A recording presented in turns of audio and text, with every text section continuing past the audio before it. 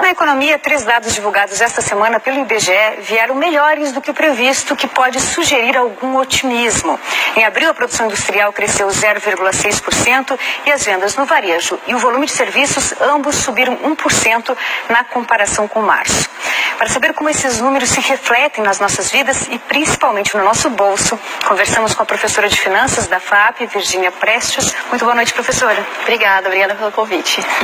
Professora, é o seguinte, ainda que fracos, esses números que vieram agora em abril mostram uma ligeira melhora. Esse respiro em abril, ele pode se refletir de que forma? No otimismo dos empregadores e na confiança do consumidor? Exato. Nós acreditamos, que a economia realmente deve melhorar, principalmente a partir do ano que vem.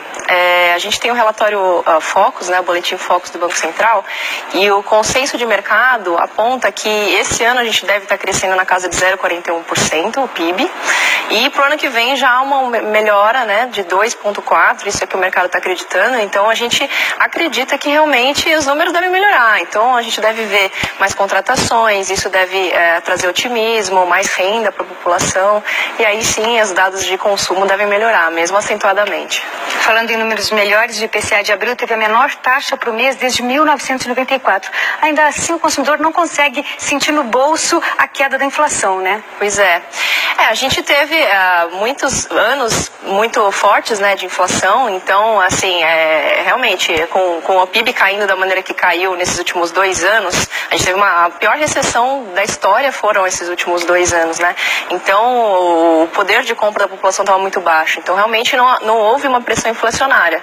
E isso é o que está dando espaço agora para o Copom ter fortes cortes de taxa de juros, A gente acredita que para o final do ano a gente deve estar com uma taxa de 8,5%.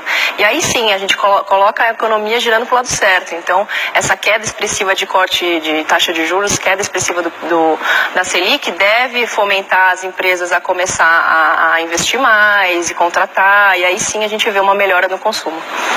Virgínia, nós mostramos recentemente aqui na TV Cultura que muitos brasileiros que eram fiéis à poupança estão migrando para a aplicação do Tesouro Direto, que a gente sabe que tem uma boa rentabilidade e é uma aplicação segura.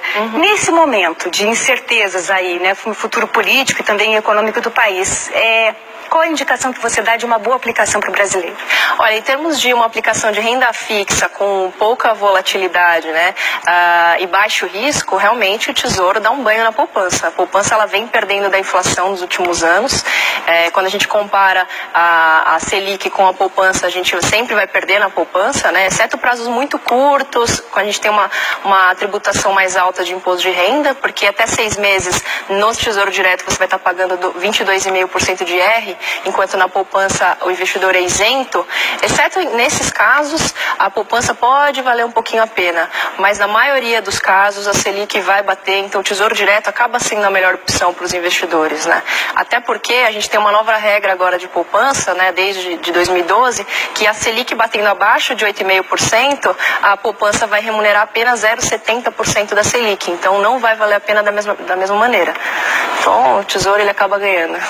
A ata do Copom trouxe 17 vezes a palavra incerteza em relação ao futuro, essa última ata do Copom.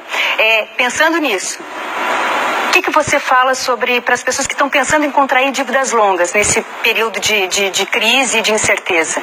Quanto mais longa a dívida, mais incerteza, Então, de fato, eu nunca recomendo para a pessoa física dívidas longas, exceto o financiamento imobiliário, que aí, de fato, ele está adquirindo um bem, mas quando o investidor está apenas consumindo, a pessoa física está consumindo para gastos, pessoais, ele não deve contrair dívidas, muito menos dívidas longas, que realmente vão trazer uma incerteza, de repente um desemprego, alguma eventualidade, ele pode ficar inadimplente. E aí é o pior cenário. Então a gente sempre recomenda, que as compras sejam planejadas, que de preferência sejam pagas à vista. Rapidamente, para a gente encerrar, qual é a sua previsão para o desemprego no próximo trimestre? Deve começar a ter uma melhora. Eu acredito que esse número deve começar a diminuir, a questão do desemprego, porque a gente tem visto que os números têm melhorado de atividade comercial e tudo mais. Então, o mercado está acreditando nisso. Vamos ser otimistas, Vamos ser otimistas. Precisamos disso. Precisamos. Obrigada, Virgínia Prestes, professora de Finanças da FAP. Eu que agradeço. Ótima noite para você. Boa noite. Franceses elegem